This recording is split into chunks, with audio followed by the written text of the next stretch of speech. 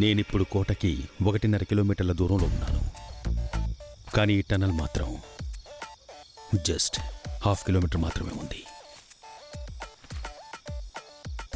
I'll join you on time.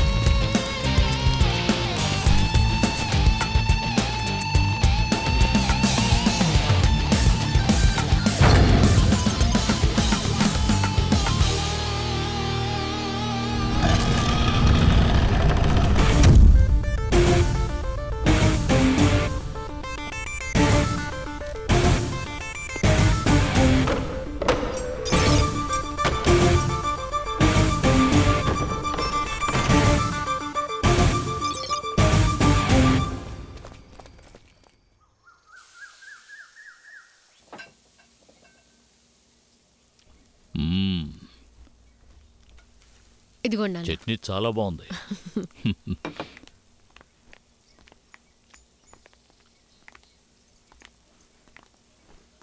ఇక సామరస్యం అనే ప్రసక్తి లేదని ఇంట్లోంచి వెళ్ళిపోయారు కదా, ఏమైంది? మనసు మారిందా? మీతో మాట్లాడడానికి రాలేదు, ఓ విషయం చెప్పేద్దామని వచ్చాం. మీరు కోర్టులో వేసిన కేసుని వెంటనే వాపస్ తీసుకోవాలి. లేదంటే మేము ఎదురు కేసు వేయాల్సి ఉంటుంది. 15 సంవత్సరాలకు ముందు మీ ముద్దుల కూతురు సరస్వతికి అప్పుడు 12 ఏళ్ల వయసు. 3 వ్యక్తులు పాడు చేశారు. అదొక గ్యాంగ్ రేప్.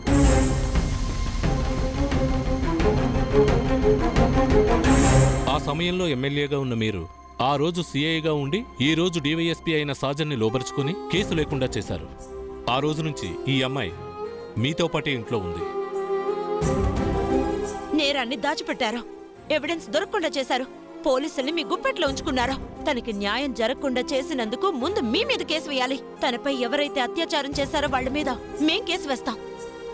అంతా మీడియాలో వస్తుంది. తండ్రి కూతుర్లిద్దరూ బాగా పాపులర్ అయిపోతారు.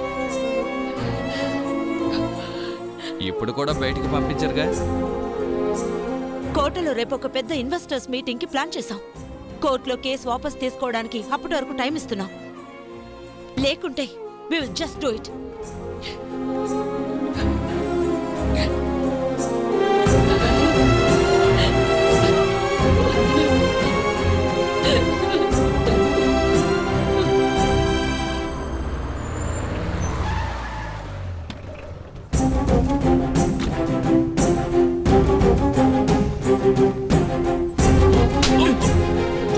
కొట్టకండి, నా మాట వినండి, నా మాట వినండి.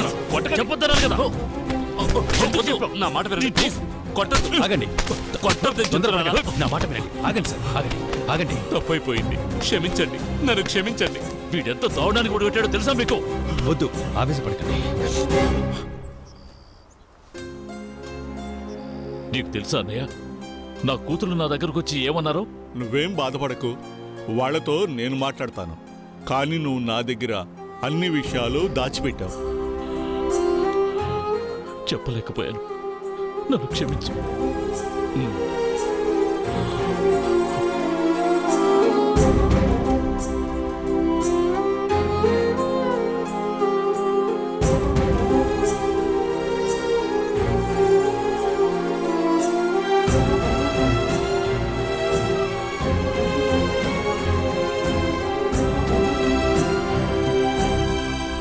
దాదాపు 15 సంవత్సరాల క్రితం, కరెక్ట్గా చెప్పాలంటే 1999 ఏప్రిల్ 12. అప్పుడు నేను ఎమ్మెల్యేని.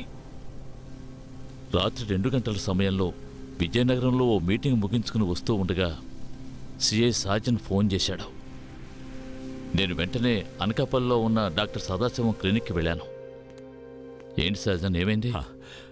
సార్, ఒక రాబరీతో సంబంధం ఉన్న వ్యక్తిని పట్టుకోవడానికి నేను తను చేశాను. కానీ వాడు మిస్ అయ్యాడు. తిరిగి వస్తుండగా దారిలో ఒక ముళ్ళ పొదలో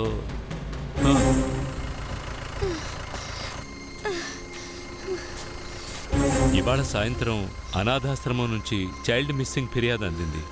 వెకేషన్ క్లాసుకు వెళుతున్న ఒక అమ్మాయిని నోట్బుక్ మీద ఉన్న లేబుల్లో సరస్వతి అని పేరుంది. ఆ అమ్మాయి పేరేమని చెప్పావు? సరస్వతి. సరస్వత. నేను పోయిన వారమే ఆ స్కూల్కి వెళ్ళి ఆ అమ్మాయికి ఓ బహుమతి కూడా ఇచ్చాను. చాలా తెలివైన పిల్ల. అవును సార్. మత్తులోంచి బయటపడగానే నేను అడిగాను, తనకేం తెలియదండి.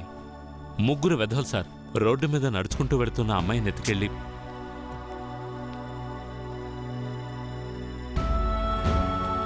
It's terrible.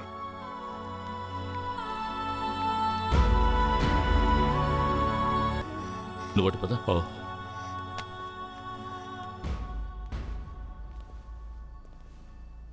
వాళ్ళెవరో పట్టుకోగలవా? చాలా కష్టం సార్.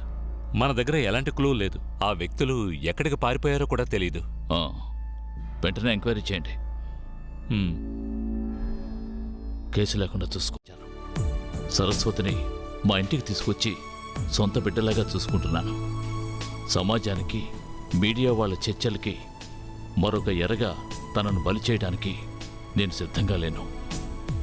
సంవత్సరాలు గడుస్తున్నా ఇంతవరకు ఆ కేసు గురించి ఎటువంటి ఎవిడెన్సూ లేదు. అనాథాశ్రమంలో ఒంటరిగా ఉంటూ ఎలాంటి అనురాగాన్ని, ఆప్యాయతని నోచుకోని తనకి నేను కన్నతండ్రినే జీవించే ధైర్యాన్నిచ్చాను. నీకేమీ కాలేదమ్మా అని నేను తనకి నచ్చజెప్పాను.